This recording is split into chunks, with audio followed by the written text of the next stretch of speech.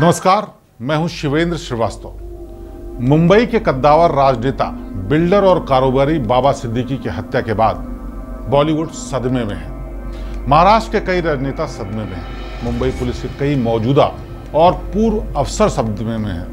लेकिन इस सदमे की वजह क्या है?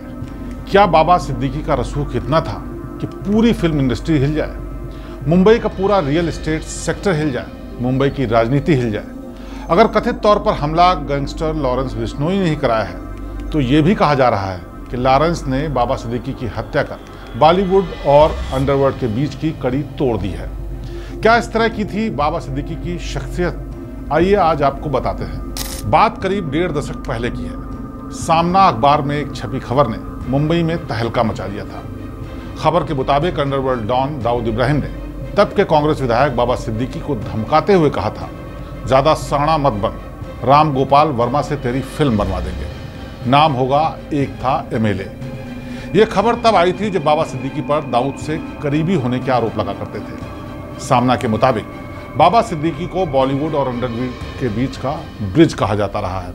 लेकिन साल 2010 के आसपास बांद्रा रिक्लेमेशन की एक जमीन को लेकर बाबा सिद्दीकी और दाऊद इब्राहिम की डी कंपनी के बीच विवाद हो गया था, जिसके बाद दाऊद ने बाबा सिद्दीकी को यह धमकी दी थी। सामना में छपी खबर के मुताबिक मुंबई की एक जमीन को लेकर बाबा सिद्दीकी और दाऊद के करीबी अहमद लंगड़ा में विवाद हो गया था। इसके बाद छोटा शकील ने बाबा सिद्दीकी को धमकी दी थी कि वो मामले से दूर रहे, वरना उनकी फिल्म बनवा देंगे।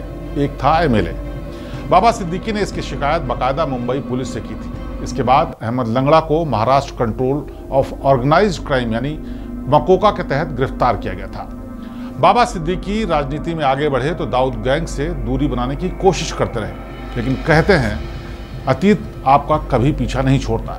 इसीलिए बाबा सिद्दीकी की हत्या की जिम्मेदारी कथित तौर पर जिस गैंगस्टर लॉरेंस बिश्नोई ने ली है, उसकी तरफ से एक फेसबुक पोस्ट में कहा गया है कि जो दाऊद का करीबी है वो उसका दुश्मन है और वो मारा जाएगा। बाबा सिद्दीकी पर अंडरवर्ल्ड डॉन दाऊद इब्राहिम से जुड़े होने के सीधे तौर पर आरोप भले न लगे हों, लेकिन मुंबई में बांद्रा इलाके में दबे छिपे ये बात खूब कही जाती है कि बांद्रा समेत मुंबई के पाश इलाकों की जमीनों के सौदे का सेटलमेंट कराने में बाबा सिद्दीकी की उतनी ही अहम भूमिका रहती है जितनी कथित तौर पर अंडरवर्ल्ड की। बाबा सिद्दीकी 1999, 2004 और 2009 में कांग्रेस के विधायक रहे। महाराष्ट्र सरकार में वो कैबिनेट मंत्री रहे और Maharashtra housing and area development authority यानी महाडा के चेयरमैन भी रहे। बाबा सिद्दीकी ने इसी साल फरवरी में एनसीपी अजीत गुट का दामन थाम लिया था। बांद्रा ईस्ट से उनके विधायक बेटे जीशान सिद्दीकी भी एनसीपी में शामिल हो गए थे। पिता पुत्र ने राज्य के सत्ताधारी दल में आने का फैसला उस वक्त लिया था जब पिछले साल ईडी ने उन पर शिकंजा कसा था और मुंबई, गुजरात, यूपी में उनकी 462 करोड़ की संपत्ति अटैच हो गई थी। बाबा सिद्दीकी के हर पार्टी में दोस्त थे, कई राजनेताओं से उनके कारोबारी संबंध थे, इसीलिए उन्होंने शिंदे सरकार में शामिल एनसीपी अजीत गुट का दामन थामा था। बाबा सिद्दीकी की मुंबई के बांद्रा ईस्ट में शनिवार रात उस वक्त गोली मारकर हत्या कर दी गई जब वो अपने बेटे जीशान के कार्यालय पर कुछ लोगों के साथ पटाखे फोड़ रहे थे। बाबा सिद्दीकी का पूरा नाम जियाउद्दीन सिद्दीकी था।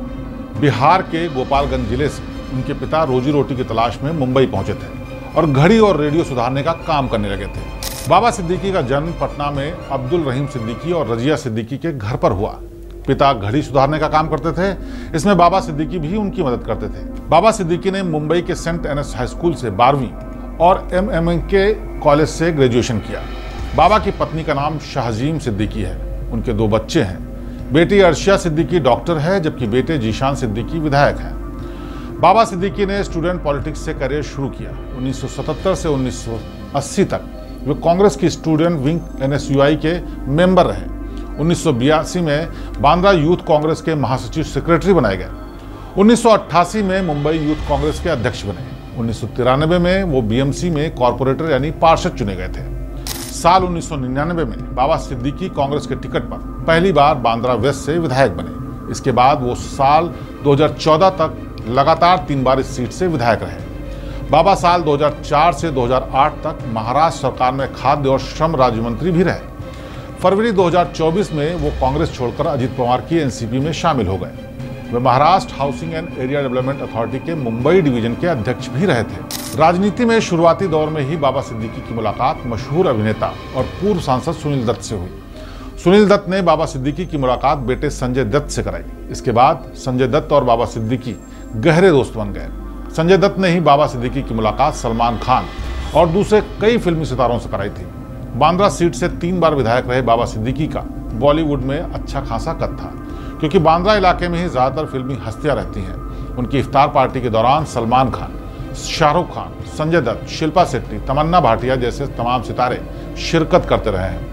ऐसी एक पार्टी के दौरान साल 2013 में सलमान और शाहरुख की 5 साल पुरानी लड़ाई भी बाबा सिद्दीकी ने ही खत्म कराई थी।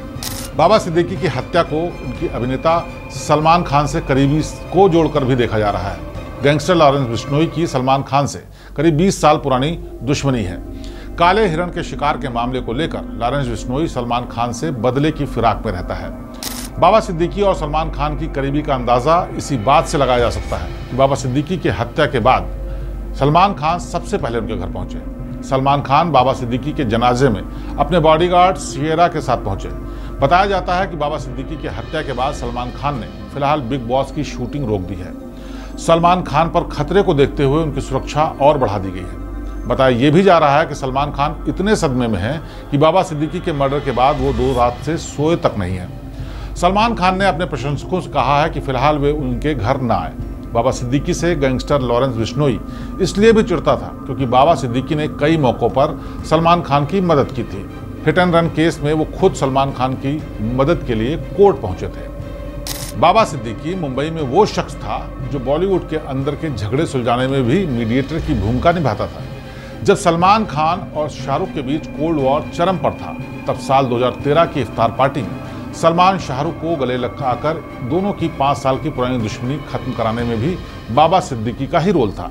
महाराष्ट्र चुनाव से पहले बाबा सिद्दीकी की हत्या महाराष्ट्र की शिंदे सरकार के लिए बड़ी चुनौती बनकर सामने आई है। जिस तरह बाबा सिद्दीकी सत्ता पक्ष के साथ रहते हुए मारे गए, उससे शिंदे सरकार की कानून व्यवस्था पर बड़े सवाल खड़े हुए हैं। और जैसा मीडिया और सोशल मीडिया में दावा किया जा रहा है कि गैंगस्टर लॉरेंस बिश्नोई ने गुजरात की जेल में बैठकर इस सुपारी किलिंग करवाई है, तब यह मामला और गंभीर हो जाता है।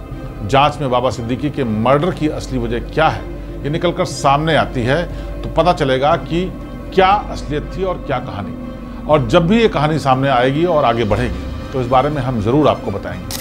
लेकिन बाबा सिद्दीकी मुंबई की राजनीति, अंडरवर्ल्ड और बॉलीवुड में एक ऐसा नाम था जिसका हर कोई चाहता था, सबसे करीबी थी और उसका कद इतना बड़ा था कि बॉलीवुड से लेकर राजनीति के तमाम अहम किरदार उसके इर्द गिर्द आसपास रहते थे। ऐसे में सत्ता के करीब होने के बाद भी बाबा सिद्दीकी की हत्या कानून व्यवस्था पर बड़े सवाल उठाती है और ये भी सवाल उठाती है कि क्या एक बार फिर से मुंबई पर अंडरवर्ल्ड का ही कब्जा हो गया है और इस बार डॉन दाऊद नहीं बल्कि लॉरेंस बिश्नोई है। तो आज फिलहाल इस खबर में बस इतना ही। जुड़े रहिए हमारे साथ और देखते रहिए हमारे चैनल। नमस्कार। यूपी की हर खबर देखने और उनसे अपडेट रहने के लिए हमारे चैनल श्रेष्ठ यूपी को सब्सक्राइब और लाइक करें। साथ ही बेल आइकन को दबाना ना भूलें, जिससे हमारे हर वीडियो की जानकारी आप तक पहुंचती रहे।